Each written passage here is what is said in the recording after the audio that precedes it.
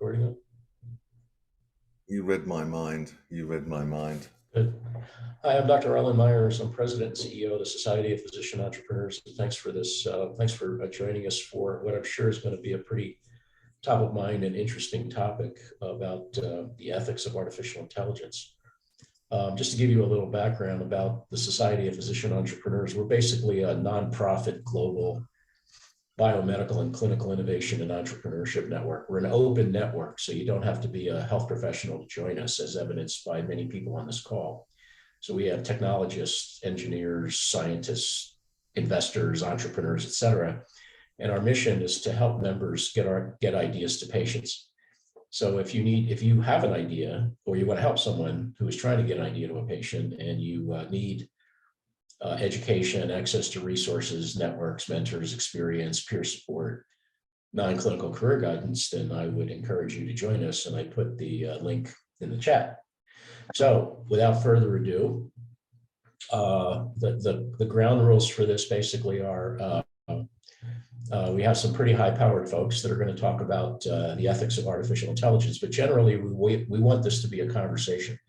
We don't want this to be just death by PowerPoint. So if you have a question, that just whenever, then raise your hand, and then you can unmute yourself. If you are not speaking, please mute your microphone.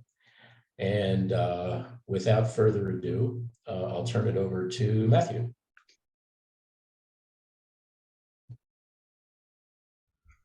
Good morning, everybody. I hope everybody's doing well this morning. You've got your coffee cups charged.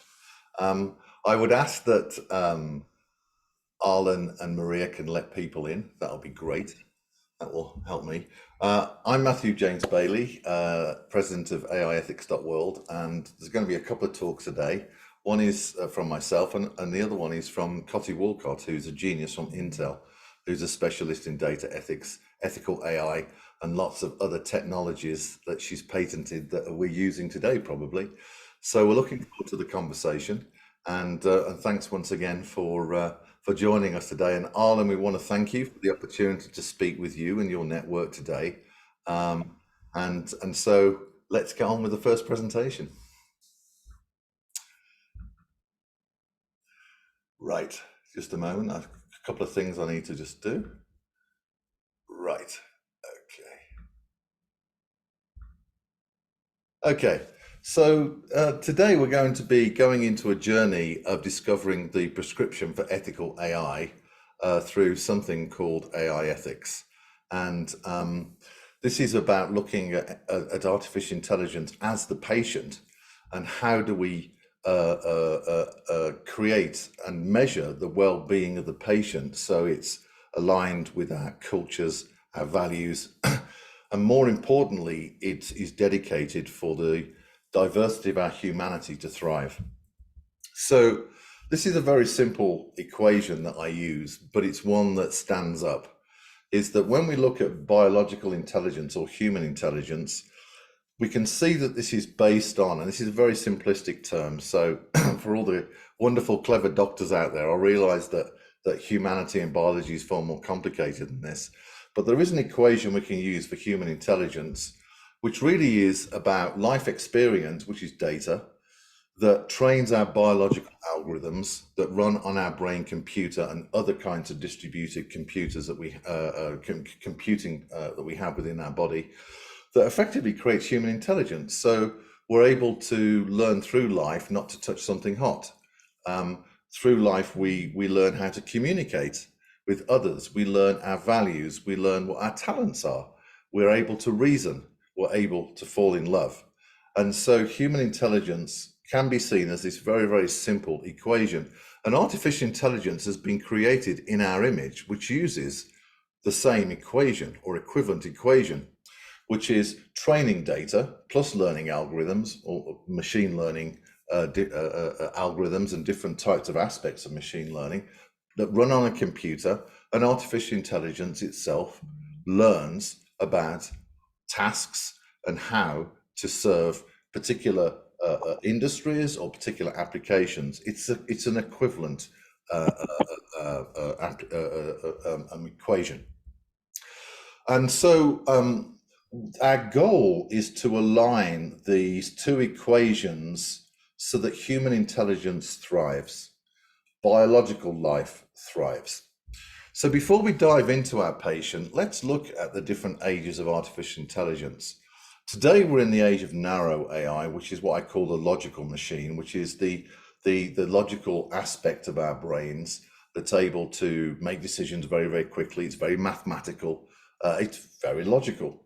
And that is a huge wave of innovation that we're seeing across our world, where narrow AI is in our computing systems, it's on our phone, it's in our services that we use every single day.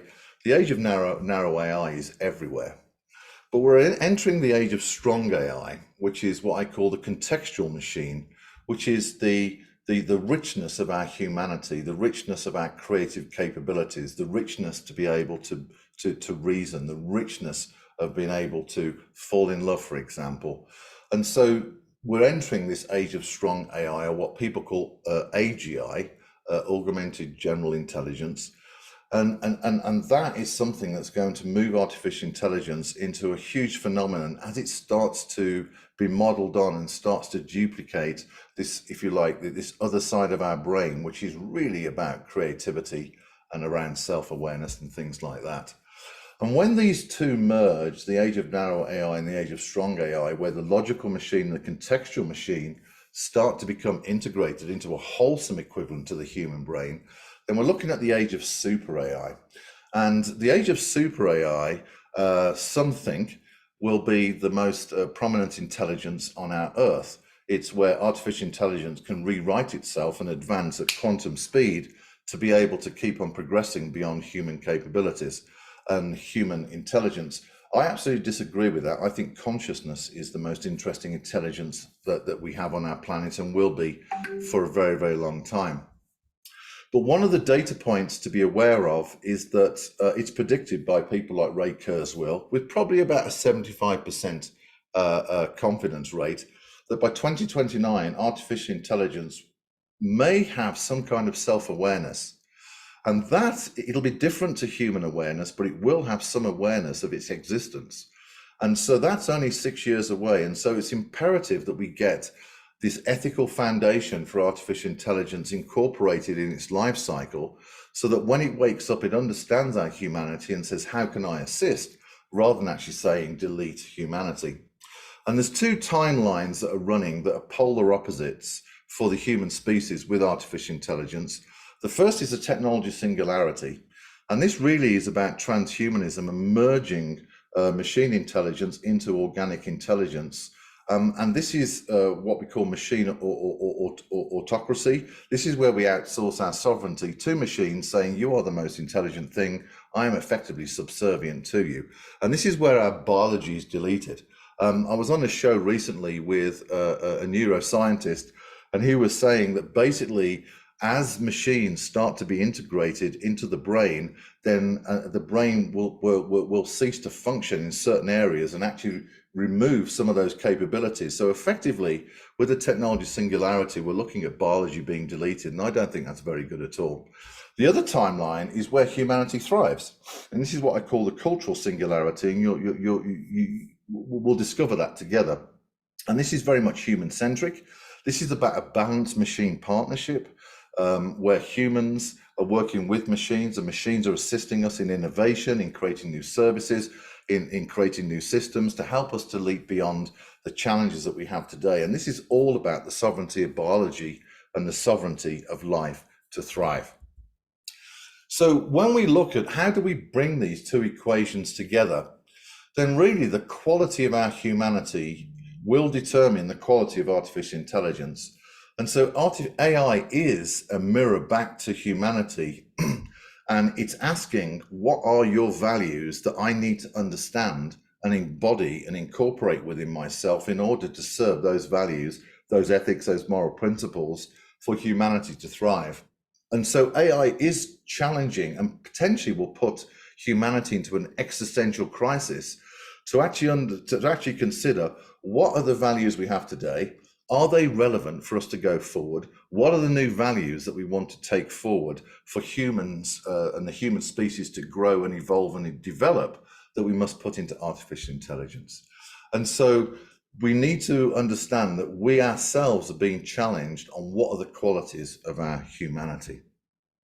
And really what we're looking for is these two algorithms to thrive, right? We're looking for the human biology to thrive, and we're looking for AI to understand how to assist us to thrive. And it's all about the human body, mind, and spirit thriving, right? So we have a responsibility to give AI an understanding of what our humanity is, for it to understand that we're a species that develop. We're not static, we evolve as individuals, we evolve in our cultures and our societies. We are naturally part of this expansive force of the universe flowing through us. And we also, as I said previously, is that we need to be clear on what the human qualities we're putting into artificial intelligence, so it's aligned with our humanity. It actually ensures that we're free and not oppressed, and actually we're growing as a human species and not being deleted. Matthew, we have a question from Mark. Yeah. Mark, can you put your video? Yeah, there you go. Tell Right. us a little bit. I normally Who talk. are you? Yeah, who are you and what's your question? My name is Mark Umbali. I have experience bringing medical technologies to the market, but I'm really curious about the question that was brought, or the statement that was made about brain function potentially being replaced by AI. What is probably the biggest brain function that you're worried about being replaced by AI? Can you give an example? I'm worried about, so we have a lady on our board, Barbara, who reprograms neural nets for Olympians, and they become gold medalists. And we've had a lot of conversations with experts in the brain, and the current understanding is that, first of all, we don't understand the brain, really. We don't understand consciousness, really. We don't understand quantum mechanics at all, to Roger Penrose's point of view. So I think I have a couple of concerns, Mark. I think the first concern is we don't even know what we're messing with. I think the second thing is that, for example, if you put a GPS into the brain, right, then certain aspects of the brain will be affected by that and actually will stop functioning because it's being replaced by something else, and therefore we're losing some of those pathways. And I think the biggest concern, Mark, and I'm very much looking forward to hearing what you think, is what damage will we do to the individual as we start to interfere with something we don't really understand? What kind of conditions will happen to the individual through the invasion of the brain? So those are some of my thoughts, Mark. I just think we need to be careful. Anthony Chang, do you want to comment about this? You want to make a comment? Hey, good morning, everyone. Introduce yourself, Anthony. Sure. I'm a practicing pediatric cardiologist with a background in data science and AI. And I'm really fascinated by this topic. So thanks for raising this, because just from our children spending more time in front of a screen, we're already seeing changes in the brain structures, I think, particularly the hippocampus. So I can see this happening. And I'm worried that especially not so much with image interpretation, but especially with decision support, that we may start to see some atrophy or change in the frontal cortex, which is the most critical part of our brain. Right. So I think it's a really, really important discussion point. Yeah, and I think, Anthony, that's beautiful. And the concern I have, Anthony and Mark, is that we're looking at the brain from a mechanical computing point of view, and it's far more complicated than that. It's a beautiful part of creation. And so I think we need to pause, to Stephen Hawking's point of view, and say, guys, let's understand this a little bit more before we kind of jump ahead. And I think, Anthony, is that I think we could end up with, if this transhumanist movement goes to its full extreme of merging computing with our brain, then I think we could be heading into some real psychological and neurological problems. Don't get me wrong, I think things like pacemakers are great things. I think if someone needs a prosthetic robot arm, I think that's great. if we can use machines to assist people to function better as biological entities, that's great. But I think we should be really careful about this whole idea that this mechanistic idea around the brain. What do you think, Anthony and Mark?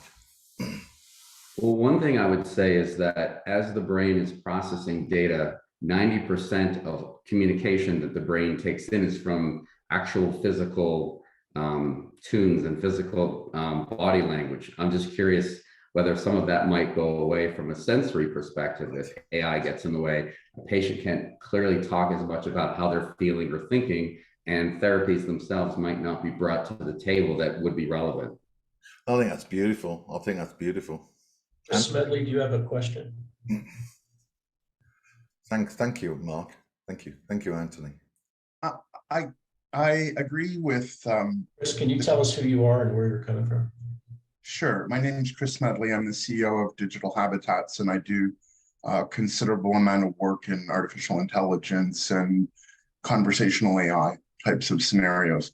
So Matthew and I have had some previous conversations that take perhaps a more nuanced view of this, in that I would agree that we should have concern about what are the potential unintended effects of technology and merger.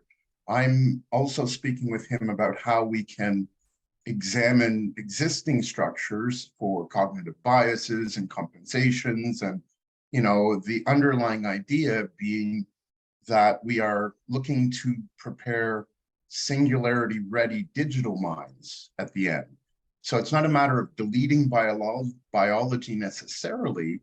It's more a matter of looking at the functionality of some of these components and say, some of them, we may find that the evolution of our minds says, let's not include those, let's prune those rather than delete those, in a way that might be similar to, genetic modification. That doesn't mean that this should be done lightly or without consideration, but, I've put forth the supposition that the most ethical use of AI that we can have is to correct the existing and identifiable cognitive biases that we all share, both at personal and social levels. So this is where the ethics of AI and understanding if someone is in a distressful situation and making the wrong decision, that relying on their existing wetware and perhaps their own personal experiences and all of that is going to prove problematic for them, because they actually can't get to a viable solution for the situation they're in. And I'm proposing that the digital mind is supposed to have positive AI solutions available to literally replace the function at the very lowest level, the question and answer level, the thought level, if you will, and to be able to allow AI to intermediate at that level and give suggestions. So it's a much more nuanced conversation. Thanks for your comments. Yeah. I think, Matthew, we should move on to the next. I mean, we could talk about this the whole seminar, so let's move on. Yeah. So just quickly, a few comments there. I personally think we have an opportunity through the age, like for example, ChatGPT. I think that we're entering a new age of creation, where new capabilities of creative capabilities will develop in our brain, what Aristotle calls a superhuman, and that's without invading the brain at all. I think we need to be careful, Chris. But you and I are aligned on a lot of things. The second thing is that, for example, Parkinson's disease, you can put a little vibrator back on, I think it's on the hippocampus, and that can actually assist with that very simple thing can actually assist with helping someone with Parkinson's disease. But even then, Chris, just simply putting a vibrator into the hippocampus still can cause catastrophic side effects for the individual. And so I think there's a lot for us to understand, if that's okay. So I'll carry on, but Chris, you and I are aligned on a lot of things. Sure. Okay, let's go back. Okay, thanks for the questions, everybody. This is good. Right, okay. Let's go back to, there we are. Okay, so where we're at today is, as we look at a patient, we need to understand how well is he doing. What kind of symptoms are we seeing? Is he doing well, or or does it have problems? And clearly, during the last decade, we've seen some huge problems with artificial intelligence, with facial recognition, misidentifying people, and particularly in London. The police force in London, I'm sorry to say, I'm a Brit, misidentified 2,500, mostly males of a particular culture, as kind of criminals, and that was horrible. And also with chatbots, we've seen, for example, Microsoft Tay become racist within 24 hours, right, way back in 2016. And also Blenderbot recently, last year, also became racist. So we're seeing some real issues. And Rajiv Malhotra, he's on our board. He wrote a great book around artificial intelligence and the 5 battlegrounds. And this plays into what someone said earlier, is that we're seeing some terrible side effects of social media around dopamine addiction, around literally just what someone said is rewriting our brain into this kind of addiction with our phones and with social media. And this is unhealthy, certainly for individuals, but as humanity as a whole. And so we are starting to see some terrible side effects from the digital world and how it's rewriting biology in probably the wrong way, because we're heading into this kind of dopamine type of addiction. And that's not good, right? So we need to do something about it. The European Union, whether you love them or not, they're doing some great stuff in artificial intelligence, and they are pushing big technology, big tech companies to open up the algorithms. They want to understand what's going on inside these algorithms, and trying to understand, to Chris's point, what's the bias, and understand whether the algorithms are holistic or not. But there are some funny instances. We shouldn't, life is meant to be fun as well. And there are some funny instances where AI has done some crazy stuff. And there's a great YouTube video where police pulled over a driverless taxi. They didn't know at the time because it was joyriding, and the taxi basically didn't stop. It drove off and then pulled over somewhere else down the street. And the police were really kind of surprised by all this.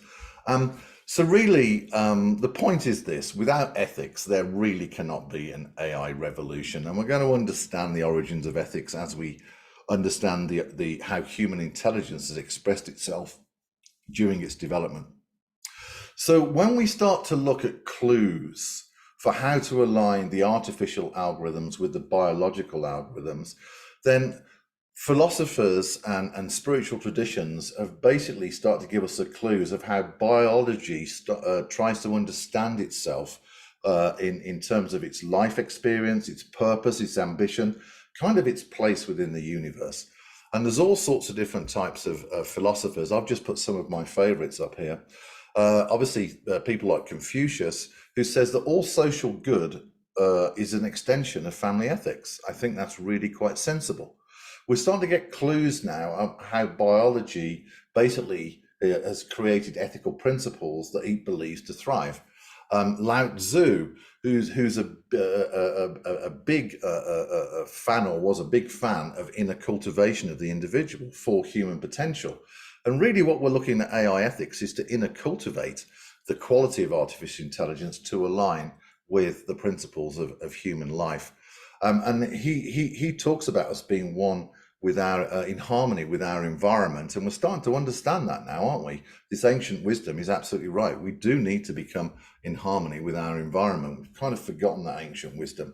Aristotle, my favorite philosopher, and I wrote about him in my book, and how to literally encode some of these virtue ethics into the life cycle and mindset of artificial intelligence. Things like ambition, friendliness, justice, liberality, magnanimity, and things like that. And these, the Greeks are the founders of effectively democracy that we have today, even though we have different flavors. And so when we start looking at how does artificial intelligence work within democracy, I think we have to revisit this ancient wisdom and start to understand some of the clues it's giving us on how biology wants to work within a democratic system. And then, of course, probably the oldest teachings and records that we have that we know of today are the Vedas, right? About over 3,000 years ago. And this is Buddhism and Hinduism came from the Vedas, right? And their view is around the belief in the soul and that the world is one family. And so there's clues we can get from how human biology has understood itself and what some of the principles are within its existence within the world. So really, culture and ethics are the clues and the kind of ingredients for us to align artificial intelligence with human intelligence. Culture, every one of us has a culture. We develop a personal worldview. Those are our ethics, our moral principles, our values, our beliefs. What is our point of existence and what's our purpose within that existence? How do we want to thrive? And when an individual culture aligns with other individual cultures, then civilizations emerge. And today we have about 3,800 cultures that we know about in our world, and we have 195 nations. And this is how human intelligence or biological life in the human form has expressed itself. And so these are the clues for us to be able to understand what to put into the equations for artificial intelligence to align with how biological equations have expressed themselves. So when we talk about ethical AI, what we're really talking about is cultural AI. And each one of these cultures, whether it's in Western civilization or Eastern civilization or wherever, whilst there may be overlaps in terms of things like trust or courage, the way that that particular ethical moral principle expresses itself has a depth. It's not a Boolean alignment. Just because one culture has trust, another culture has trust, that doesn't mean they're actually aligned. They have a depth of how they express culture and trust and things like that. And this is one of the problems in artificial intelligence. They're tackling it culture as a Boolean algorithm rather than understand it's a whole depth to it. So there's two things that we can actually understand on how human intelligence expressed itself in culture and civilizations. There are a set of founding documents for each nation, right? So you've got the US here, we the people, and these are founding documents for that particular constitution. So the first thing we can get here as a clue for artificial intelligence is that artificial intelligence needs the constitution, what I call an AI constitution. And this is basically taking the founding documents for a civilization and then basically integrating that into an AI constitution in order to mandate how artificial intelligence should align with the worldview of that particular nation or society or culture. And so it's based on its founding principles of the existence and purpose of that particular civilization through a series of ethics and moral principles. And this is how we align machines with humans. But the second thing we need is basically be able to test the quality of our patient.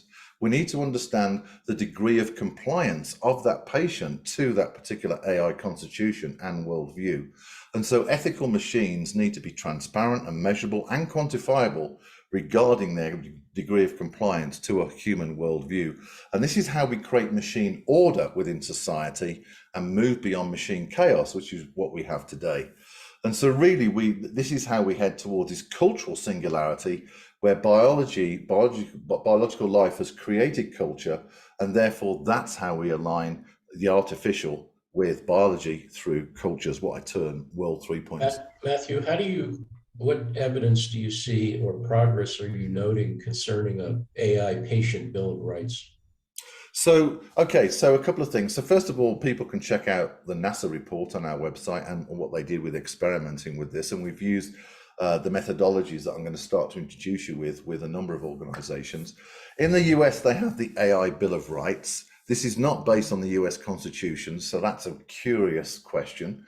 But they have started to say, look, we need some kind of Bill of Rights to align machines based on the current administration's view of the world. And so we're starting to see this. In Montreal, they have a Montreal Bill of Rights. But and other countries are looking at this, even the World Economic Forum have a Bill of Rights, which is interesting. But what they're not doing is going back to the founding documents for that cultural collective, and that's a misstep. And what they don't have, which is what I'm going to reveal later on in the slides, is how to measure the degree of compliance of an artificial intelligence to that particular set of principles in an AI constitution. So to answer your question, Arlen, we are starting to see this. I first proposed this in my book that was published a couple of years ago, and people are starting to follow this.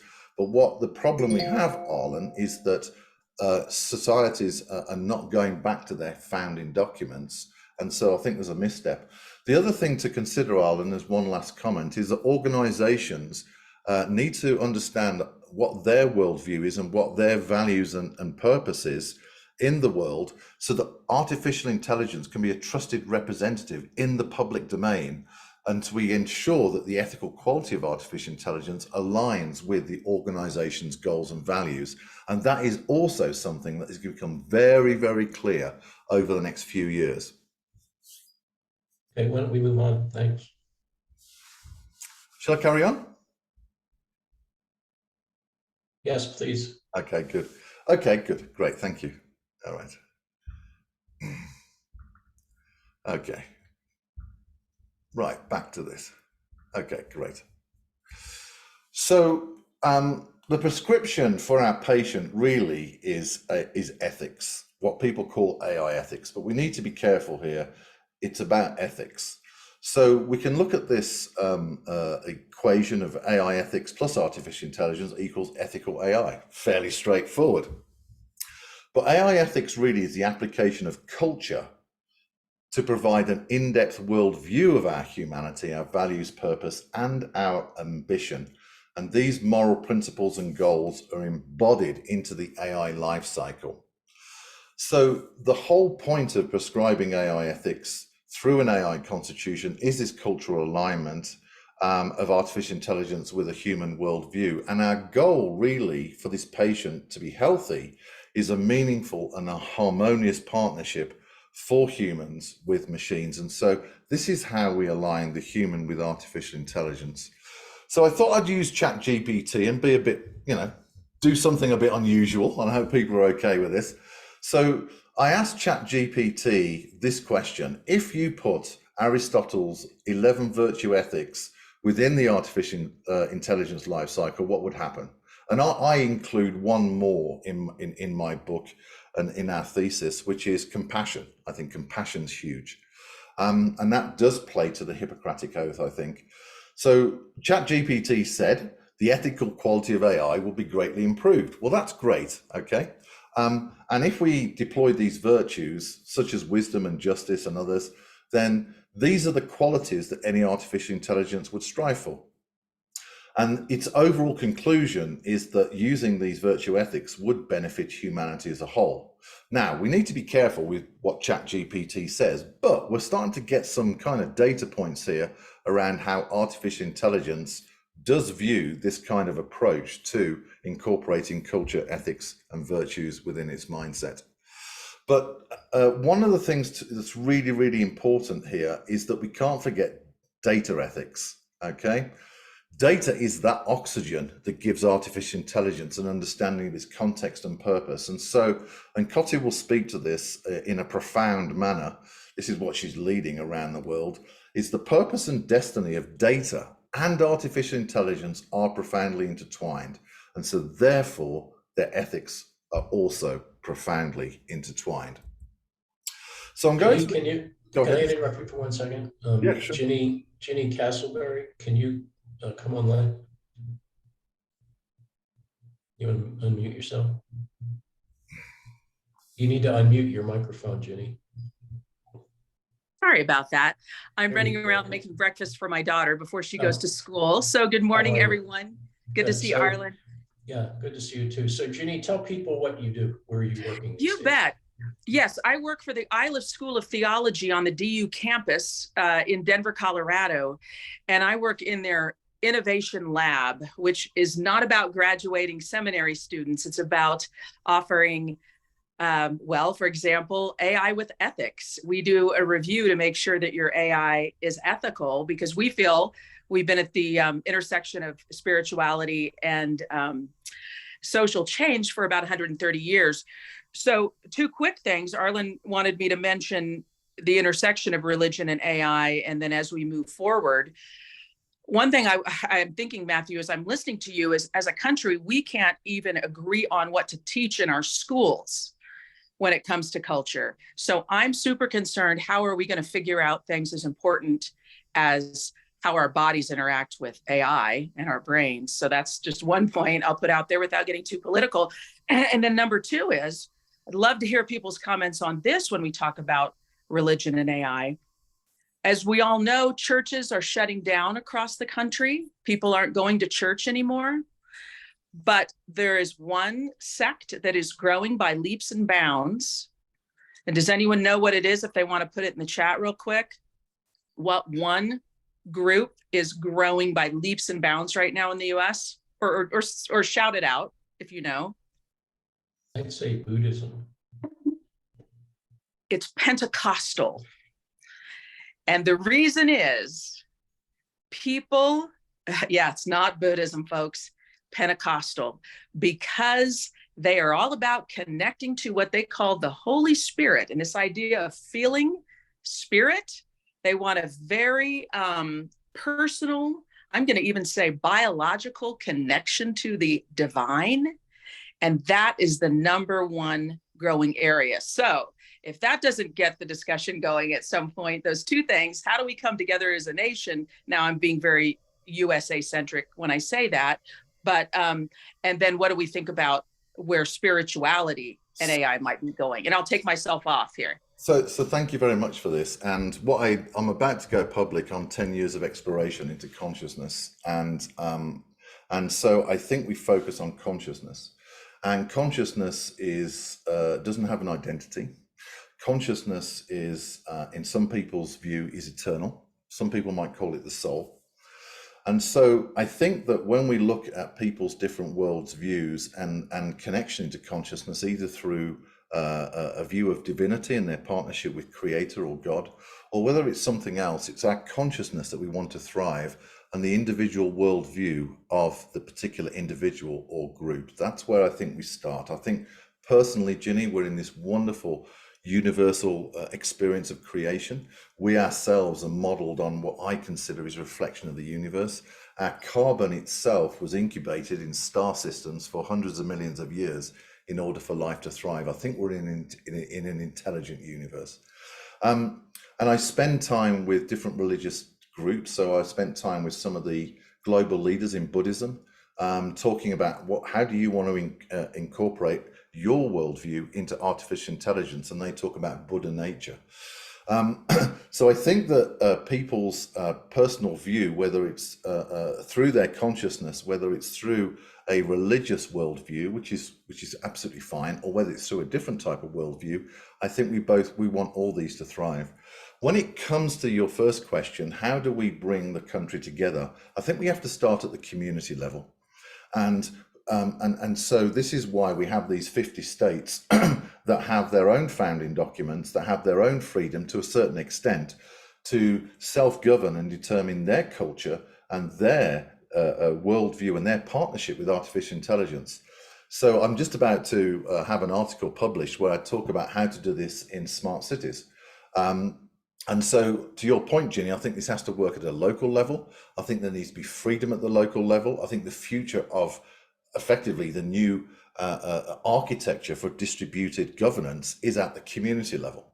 And I'm talking about what Jordan Peterson talks about here, a kind of new type of self-governing hierarchy. So those are a few things to share with everybody.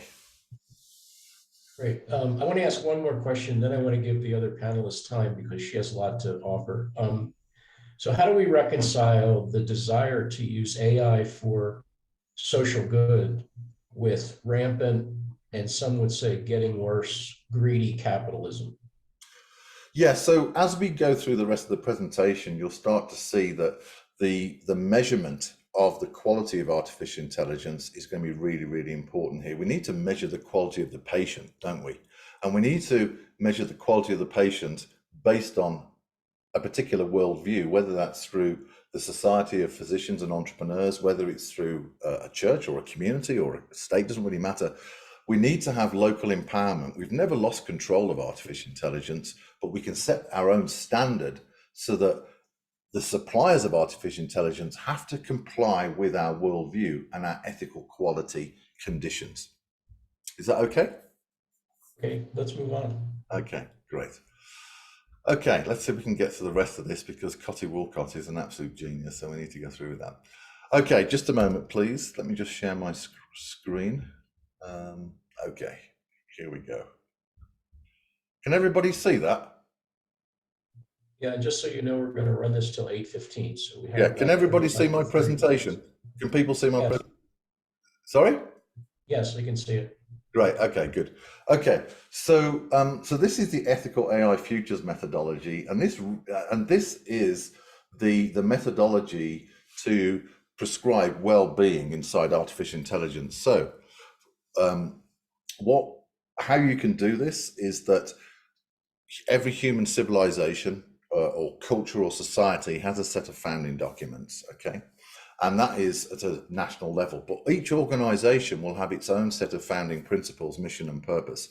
And so from those founding documents for human biology, for communities and groups, for their collective, that's where we input into the AI constitution and how to align machines, artificial intelligence, with the worldview that we have from our founding documents.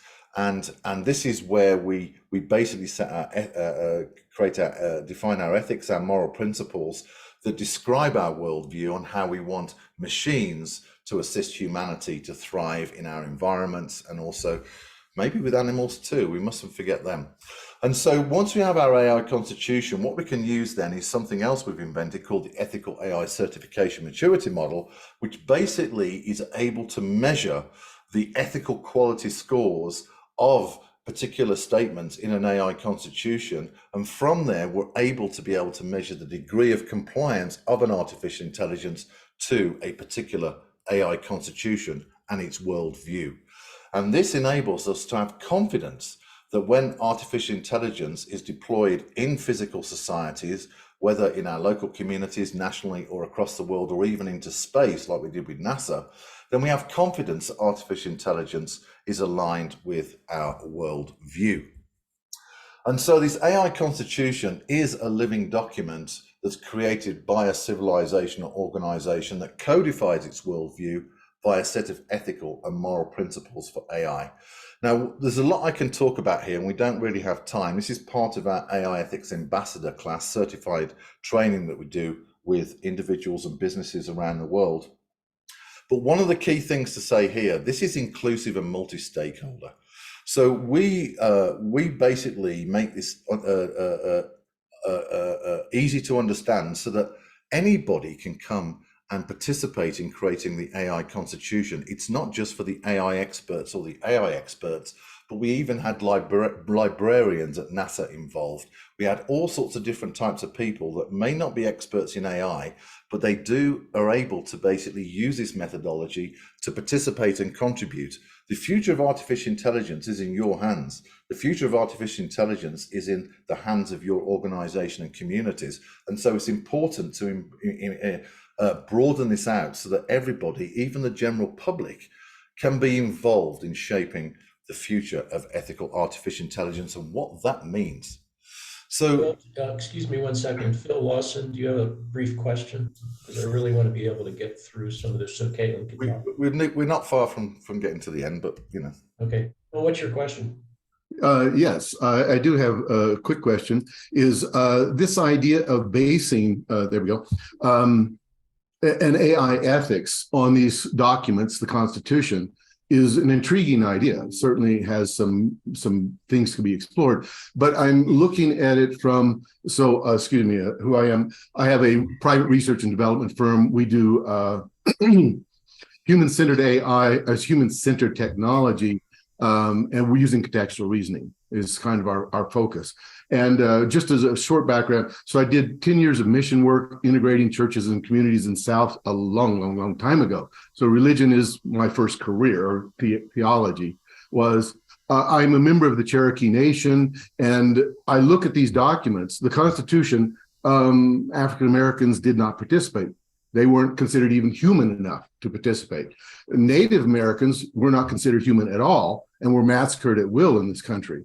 That document, does it really reflect the values of all Americans? And if it does, why can conservatives and liberals not even agree on what that singular document means, much less try to use that as a way to embed ethics into it that left out a huge portion of this country. So what is your question? I think I'm just asking, how does that actually get around these, to me, seeming significant obstacles of completely different views? Okay, so I'll give you thanks, Phil, for the question. I spent time with the Hopi elders talking about this kind of questions. So the first is the US Constitution says all men are born free. So what we mean by that is all life, all humanity is born free. So I think that there are elements within that that are useful. Now, we have to, I think, Phil, learn from the past, okay, and start to look to the future. And so one of the conversations I'm having with some of the Native American organizations and leadership is, what's your constitution for artificial intelligence? How do you incorporate some of the commandments that came from, I can't remember his name, one of the famous elders in Native American history. How do you incorporate those 10 commandments into artificial intelligence so you can set and determine your future with artificial intelligence in your freedom, right? So your culture thrives. It's important, Phil, in my mindset, that all cultures thrive and have the opportunity to thrive. We've seen probably 50% of cultures deleted over the last 100 years, and we don't want that going forward. We want all cultures to thrive. So those are some of the things I reflect back to, is that I understand what you're saying and I appreciate what you're saying. And I think the basis of all men are born free, I think that's at least something we can probably agree on, right? Male and female, right? And then looking at for your example, the Cherokee Nation, and looking at some of the commandments that they have and some of the principles they have, because they developed a constitution way before the US Constitution. We kind of know that, right? And so how do we incorporate that in artificial intelligence so that you can be free and control your future and ensure your culture is no longer deleted? Phil, those are just some of my thoughts. Hey, how about if we move on? We have about 20 minutes, 30 minutes, something. All right, I'm going to rattle through, so I'm not going to basically take any more questions because we need to get to Cotty. Sounds good. Okay, right. I'm going to rattle through this at a fast pace. Okay, great. All right. So in our constitution, we'll have a couple of set of cultural principles. There's a few here. Things like AI shall protect and nourish the well-being of people, honor the diversity of human cultures, ensuring equality amongst social status and lineage. But we can also look at other types of statements that are being made in types of AI constitution, such as for organizations. Artificial intelligence shall be a trusted public representative of an organization, reflecting its values and goals and those of its customers. These are really important. The US AI Bill of Rights says something like, one of its 5 principles is, you as a US citizen should be protected from unsafe or ineffective systems. They have no way to measure this, and so that is going to be interesting. But they can use our methodology. Or with NASA, an AI shall comply with NASA's mission and vision, both on Earth and in sky. So these are just some of the examples of what you might put, and you can dive down and break them into subcultural principles as we discuss this. So the problem we have is we can't measure the health of our patient.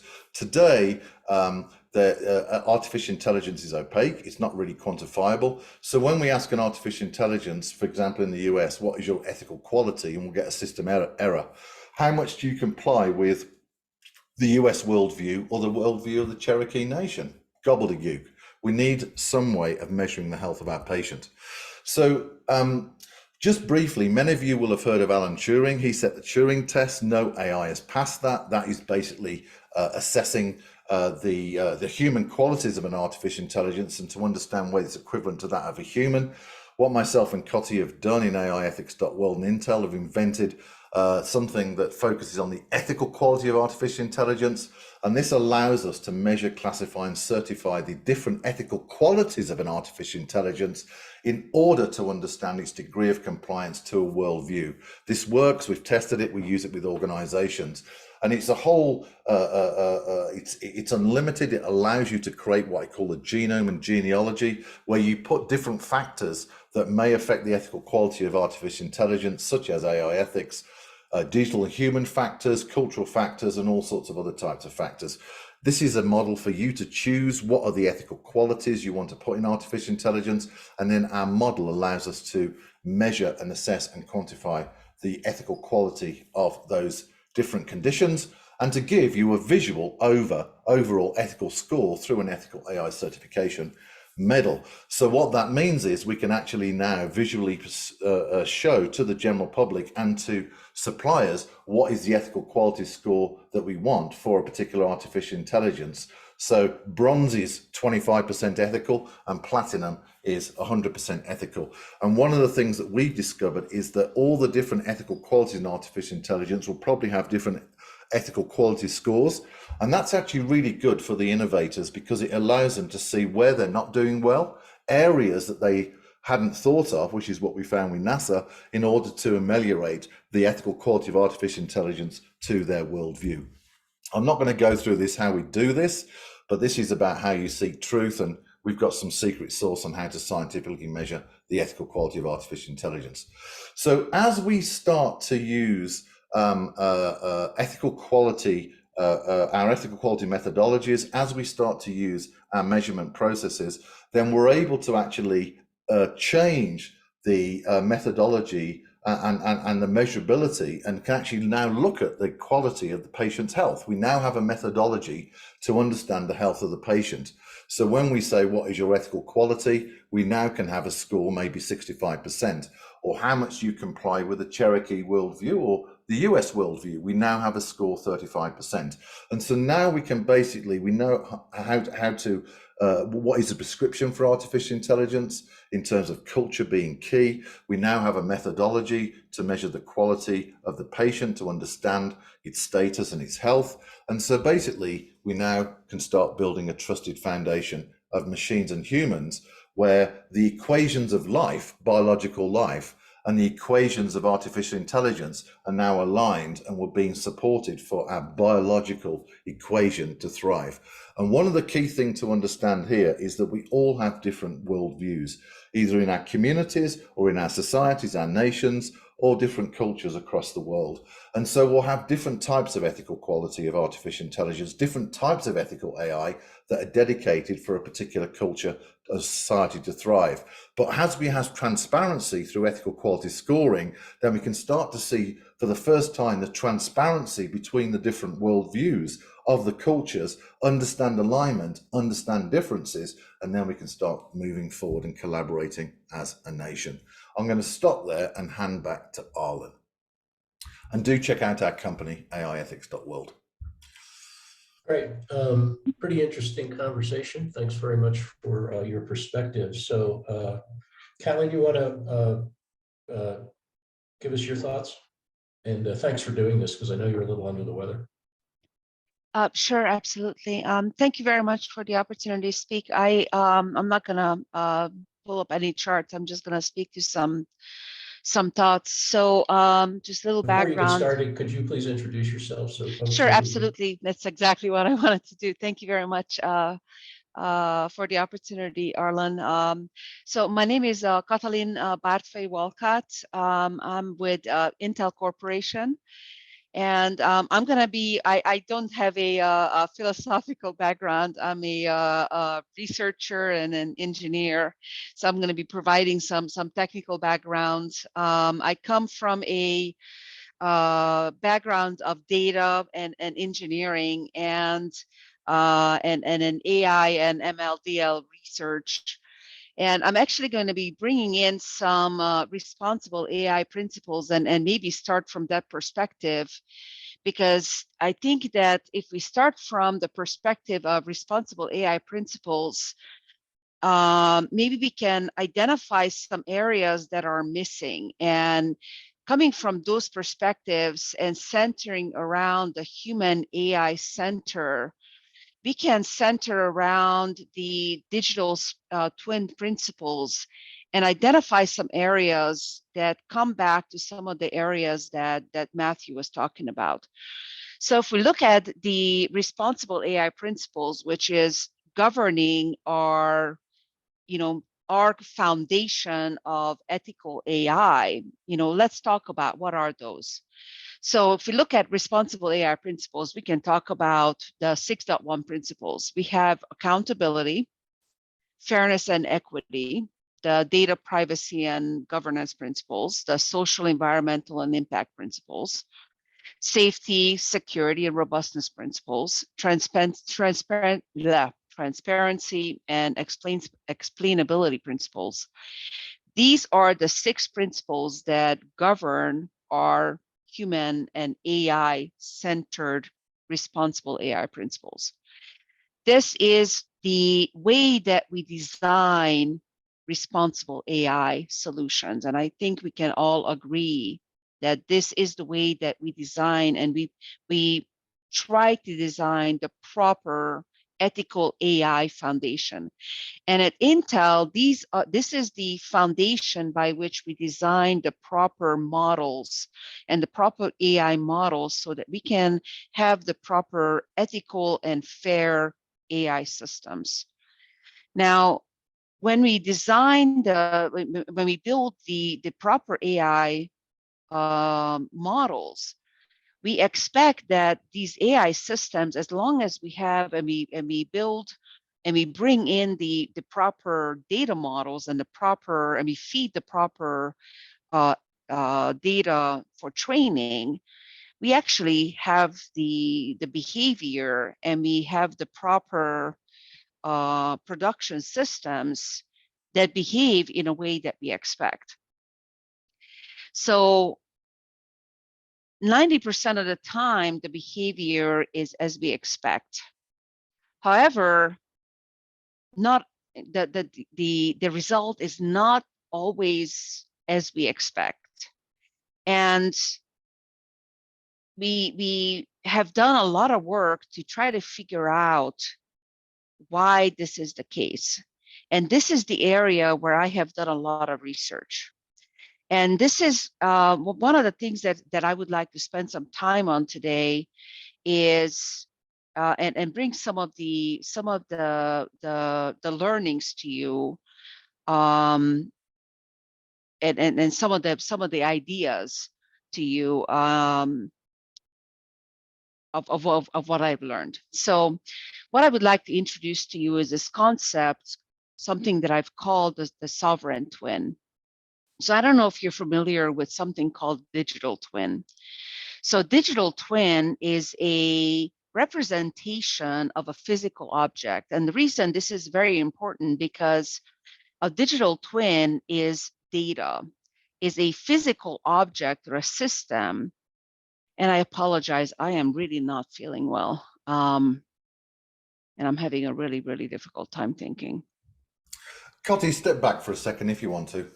Just step back for a second and just listen. Maybe we can have a conversation about this. And thank you for, I hope you feel better. So my questions for the group are, when the rubber meets the road in healthcare, so let's say you're serving on an AI ethics committee, or actually just an ethics committee in a hospital, which traditionally has dealt with medical care ethical issues, end of life and consent and personal rights and all that other stuff. Or, and I've had both of these experiences where you're sitting on an IRB, an institutional review board, and your responsibility is to screen the application to protect the rights of the patient. So my question is, where are we with, so do you have a scoring sheet, or what is the rubric, so to speak, for scoring responsible AI according to the 6 principles that were just mentioned? Yeah, we will, if we had time, and we would have gone into a deep dive into how to identify and measure the ethical quality of any aspect of an artificial intelligence and its degree of compliance to a worldview. What Coty was about to get into is that responsible AI and trustworthy AI are a false alignment of ethics. And what we have to do is go back to the truth, which is basically starting with our humanity and our culture. That is where our ethics and moral principles come from. So there's a huge misstep in the artificial intelligence industry around responsible AI and trustworthy AI because they're based on basically the digital world and they're not based on the human world. And that's where we need to start. So one of the things you can do, Arlen, is any type of artificial intelligence can go through, we can basically take those 6 principles, we can create what I call an ethical AI genome and genealogy, and then we can basically start to look at the different ethical aspects, and then we can measure through data sets the actual, and then score each one of those 6 principles in a depth, right? Not just a Boolean 1 or 0, which is what these guys do, but in an analog depth. And so we're able to do that. We're able to actually put the power, Arlen, back into the boards that you're talking about to be able to properly score and scientifically measure, is this responsible AI truly ethical? And then how are you assuring compliance or measuring compliance, and what do you do if they don't comply? Well, this is where purchasers of artificial intelligence need to set the standard for the AI industry. This is all about determining your future and not being beholden to the worldview of others. And so I think, Arlen, what we're looking at is a re-understanding of our sovereignty to say, this is a supplier, this is the standard. So we may give them a gold ethical AI medal coin, right? The coins I was showing, and say, that's our ethical quality in all the aspects of ethical conditions. That's what you have to meet, right? So you may give a gold coin to your CEO of your supplier and say, that's our standard. So a challenge. So, yeah. Chris, do you have a question? Chris Smith. Yeah, Matthew, as I understand it, looks like you're really trying to align the ethics with each worldview to be self-consistent with that worldview, right? Right. So I'm all about freedom and sovereignty. I'm about equality. Okay. I'm about, yeah. So I just wanted to, I put a chat question in, and that is, let's assume for the sake of conversation, there's a number or series of numbers on the metrics. Sure. How do you do cross worldview validation, rankings, comparisons, combinations? Which system works best, Klingon or Vulcan? Right. So first of all is that we haven't got time to get into this, but we realize there needs to be ethical AI standards, right? And so I think standards are really important, but I think we need to take a fresh look at what ethics are. We need to take a fresh look of how to align the artificial algorithms with the biological algorithms, and we need to define what I call a genome and genealogy of a standard template that can be used across many different worldviews that has a scoring mechanism. And I write about this in my book. And then basically we're able to basically look at the different scoring in that genome and genealogy of an ethical artificial intelligence and then compare worldviews. And transparently, we move beyond the BS, right? Of this Boolean, you have trust, we have trust, therefore we're aligned, into the truth of the depth of culture. And that's really, really important, because if culture is, and I believe it is, and I haven't had any pushback across the world yet, but I may be wrong, that if culture is how biology has expressed itself, both at the individual and at the community and group level, then that must be the key. And that must be effectively the template that we must use to look at different worldviews, Chris. Mark Gambale, I'm sorry, Chris, did you want to make one other brief comment? Just one short thing. Matthew, I agree with the non-Boolean conversation. Is what we're also not talking about probabilistic, as in this is simulation and validation, you know, weighting of AI engines sort of thing. Is that the right term? Is that it's probabilistic, not binary? Yeah, it's probabilistic is a very good way of looking at it, but it's also it's also deep statistical analysis as we start to identify the data sets, some of which don't exist yet, Chris. And so there's a whole innovation around, for example, one of the conversations I had with Rajiv Malhotra is, how do we measure Hinduism in artificial intelligence? What are the data sets that we can bring from Hinduistic experiences in society in order for those to feed into the ethical quality of AI? Exactly. And my earlier comment is, we need to have a manifest, if you will, for that to say it does good in these areas. Here's the bonus points. Here's the features. You know, with any sort of philosophy that you bring in, you need to be able to see if that worldview is right for you. You know? Yeah, it's all about. I'm all about. If I look at democracy, I see things like equality, sovereignty, and liberality. And I'm going to say something really, really, probably it may surprise people. I do not believe in equity. I believe in equality, sovereignty, and freedom. I think equity is a misstep. And one of the things I'm worried about, Chris, is that it seems to be a dilution of the purity of democracy and freedom through something that is not democratic based. So that's just something else I put in there. We should look at those too. It's funny you should mention, because I'd made a secondary comment that says, I'm paraphrasing Peterson when you spoke earlier about you want opportunity is great to thrive, but I'm not sure I want the Klingon Empire thriving, and I need a tool so that I can know, is it a threat or is it a friend? Right. And that's where the probabilistic nature of trust kicks in. You know, can I trust the Klingons? Okay, so I'm going to exert executive privilege and move on. Mark, I want to ask you a question. So the reality of the world is the large majority of VC investment is going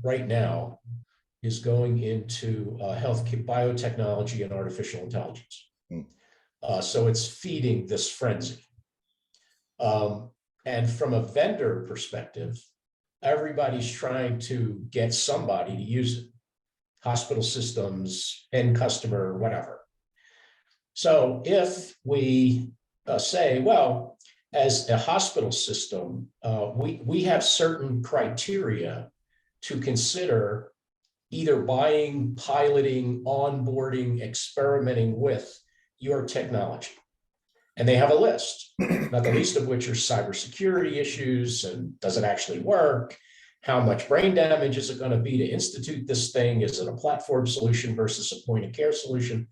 So to get rid of all, so just from a vendor perspective, if a hospital system says, here's our AI, responsible AI policy, and we're not going to consider you unless you get the good housekeeping seal. So what is going to be your response to that? So the question is, help me out with the question. Sorry, Arlen.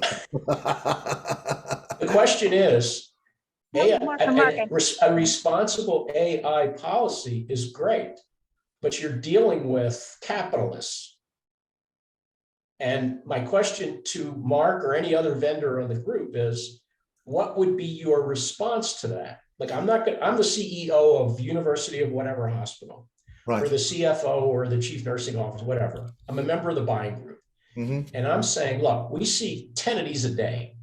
Sure. How do you deal with that? How should you deal with it? What's the response, Mark? So I have a response, but that's a great question.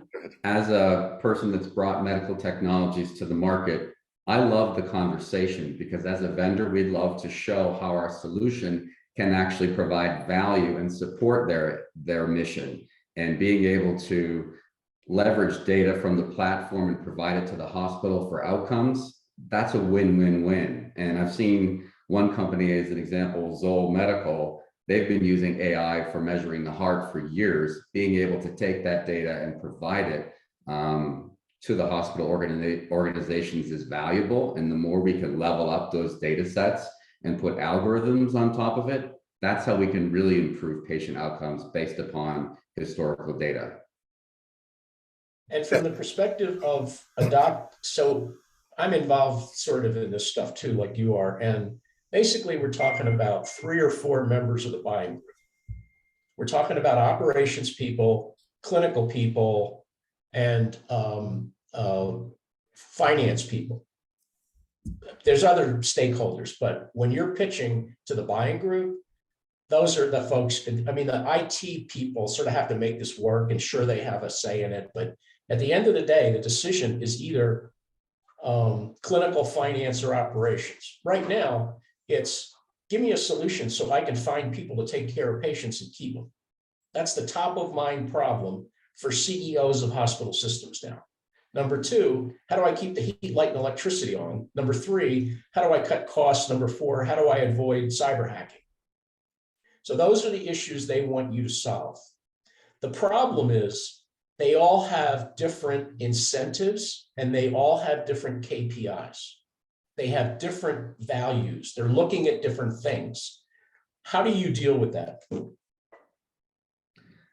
Well, it all comes down to the outcomes that are measurable. I love what Matthew said in terms of a gold and a silver and a bronze ranking of what's going on. Without standards today for what's needed for medical technologies, I think it's going to be really open-ended in the beginning. I don't think that criteria is as relevant today as to the cost benefit of a new solution, because you're right, the healthcare system is really stressed from a cost perspective, and providing value is really important for being measurable. I don't see this as becoming a huge hurdle today, but it's going to become a hurdle where there might be a third party that measures the ethics of AI of one platform versus another, but it's too early to get to that still. And then we get to standards institutes, like who creates those standards? Is it ANSI? Is it ISO? Is it, et cetera? I mean, there's a million of these. So, and then are you really going to comply? And if you don't, who cares? So anyway. So this is something that Cotty and I have done. We've created global standards bodies that have set new momentum in wireless markets, edge compute markets. And so if I look at the NIST's approach to artificial intelligence, it's document heavy. There is no way other than what we've discovered, as far as I know in the world, that can measure the ethical quality of artificial intelligence. And I'm going to be clear here, responsible AI and trustworthy AI are not ethical AI. They do not come from the same foundation. They come from a different foundation. So one of the questions I think, Arlen, and that goes, and Mark, I'd love to hear your views on this too, is that when I said we're into an existential crisis, I think we are. What are the values that the shareholders want going forward? Is it just finance, or is it also finance and well-being of the patient? And how do we measure that? So it's a bit like a new type of ESG score, even though I'm not a huge fan of those, but you know, their purpose is trying to be good, is that maybe we're looking at those new values that we take forward, where we measure success and outcomes, Mark, with new values, and actually we start to progress as a human species into something that actually, you know, creates new wealth in a different way, if you understand what I'm trying to say. Yeah, that makes clear sense. And when you look at medical technologies today, there's so many that are extremely similar, but when you have this new approach and thought process, that'll actually, from a company perspective, differentiate one from the other and almost secure their position in the market as a leader. So I actually see this as an opportunity to create more value and also remove companies that are not as relevant, or products that are not as relevant.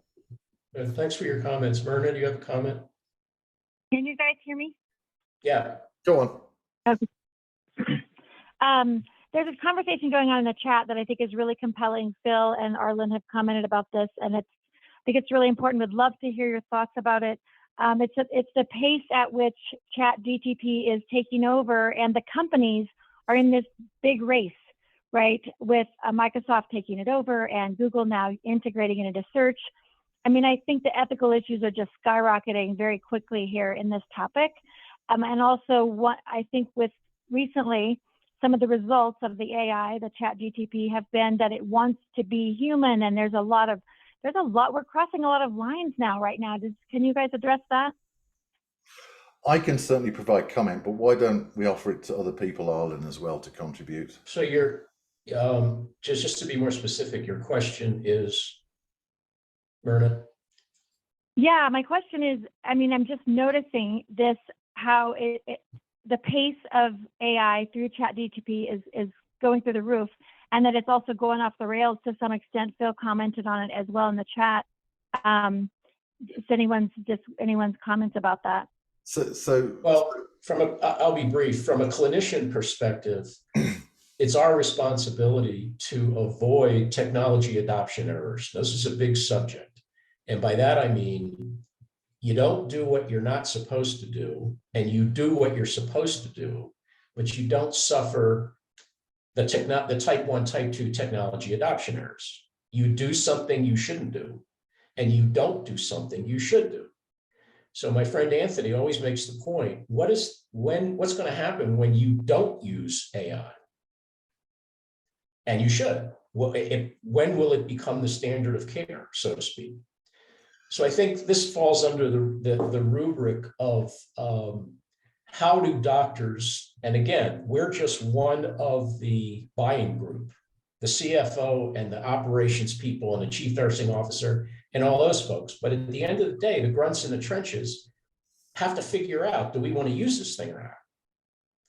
And I don't see this as any different than any other technology or shiny new object that comes across the transom every day. Lasers, robotics, I mean, you name it. I mean, and I'll make one final comment is that when we consider the whole topic of how do we teach this stuff to medical students and residents, that's a whole different thing, because frankly, what we are teaching them, what I'm teaching them next Friday will be obsolete by the time they graduate. So maybe I can add to what Arlen is saying, and first is to reinforce that there's a human nature issue. Anything new and shiny gets dystopic, and it gets bifurcated into positive situations, and literally everybody's response is a spectrum. And one of the things that we talk about at SU in creating exponential organizations is to implement edge cases that do not stimulate or trigger the immune response of the individual, of the society, you know, so you kind of have to stay stealthy and under the radar and contemplative when you implement the technology, and focus on the, you know, as a future crafting conversation, you focus on how do we look at this technology to create the best messages, to generate the best income, the best outcomes, and we become demonstrative by role model to counteract that it is always going to have fear, uncertainty, and doubt with many, many people that get upset about what if and when, and they go down their respective rabbit holes, which to them are super important, you know, and they will spend their lifetime determining, is plagiarism from an AI a thing, right? And all of these conversations. But at the implementation level, if we're trying to put these systems in, the idea is to give somebody something that, like the recent generative AI conversations, one of the things that people were talking about was, I don't feel that I can trust the outcome because I don't feel I'm part of the authoring or the publication. So in our conversational AI systems, we involve the individual and say, it's your body of knowledge, it's your content, you assign your human authenticity to it as a way of counteracting a lot of the fears that other people will have over what is a social problem and a trust problem, not a technology problem. And I'll stop there. So thanks, Chris. So I test ChatGPT and other large language models every day. I broke ChatGPT before Christmas, and within 2 weeks, it had literally advanced into a remarkable progression of integrity. I think it's a great tool. I think it's exposing the fragile narratives that some people have. I don't think part of human growth is go through pain. We should play with it. I work with it and test it every single day. I think that we're entering a new age of creation. This is showing how machines can assist us to automate many of the processes that we're used to doing manually. We should not believe anything it says. This is where our critical thinking comes in. But I think as a tool, our world has changed beyond something that we've never seen before. And we're going to enter this new age of creation where AI will be this digital buddy. This is just one. It's not the most powerful in the world, right? There's many others, from DeepMind, and China have one that's more advanced than this. Basically, it's a new tool to assist us to be more creative. And that's why I said earlier in the talk that I think that we have an opportunity that our brain will develop more pathways where we become more creative. And I think that this is where Aristotle may have been referring to, who knows, as a superhuman that is able to advance into kind of a new frontier of creativity. So I think it's great. I think you should play with it. I think you shouldn't believe a damn thing it says. But I think it's a great tool to play with. I really do. Alexandra, you had your hand up before, and I'm not sure I called on you. So do you still have a question, Alexandra? Arlen, if I can just step in, because it's so opportune with Matthew in our conversation. I'll sort of point out that we're building something called Storyteller Studio. Matthew knows about the concept. And it is literally all of this generative AI stuff that you're seeing that allows people to have conversations and create any content they want, integrating all of the tools, including ChatGPT, as a way of providing a back-end AI infrastructure, which hopefully you would apply your ethics system to ensure that the images are ethical, so on and so forth, and offering that to the public as a way of growing their minds and giving them tools and technology to just chat things up. We have a video online that comes from Westworld in the 4th season, where there's a woman who's called Christina Storyteller that literally talks and the screen shows things all going on, and she's telling a story which ends up turning into reality because she is the person that controls the simulation, right? So this is the narrative that we're looking at in similar sorts of storylines, holodecks and the like, to create this solution for people. All right, I'm gonna excuse me for interrupting. It's 21 after the hour. We were supposed to end this at 8:15, but I hate to get in the way of creativity. So if you want to drop out, drop out. And if other people want to stick around, stick around. We'll run this thing for another 9 minutes or so, 10 minutes or so, if that's okay with everyone. David Schneider, did you have a question? No, I was just giving a thumbs up to what Matthew said. I see. Okay. Does anybody else have a question that didn't have a chance to talk?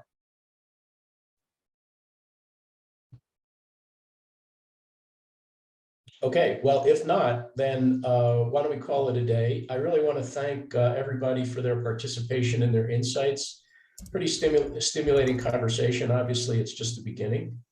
And hopefully we'll all be able to work together. I would say, and if there's any kind of a pitch, I've been working pretty hard to get docs in the game in terms of product development. So if you're interested in, and when I say docs, I mean anybody, healthcare professionals, advanced practice profession, anybody.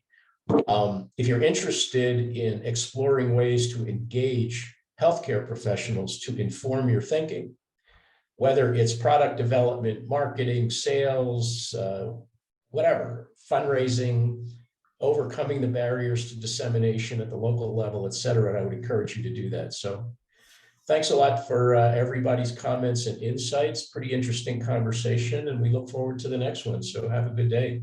Thank you, everybody, for being here today. And we can always come back to this, maybe, Arlen, another time. Yeah, but we'll come back. Yeah, I mean, this is obviously not the end of the story, right? Thanks. Bye. Thanks, everybody. Bye-bye. Yeah, it's fascinating stuff. Thanks, guys. Bye. Thank you. Bye.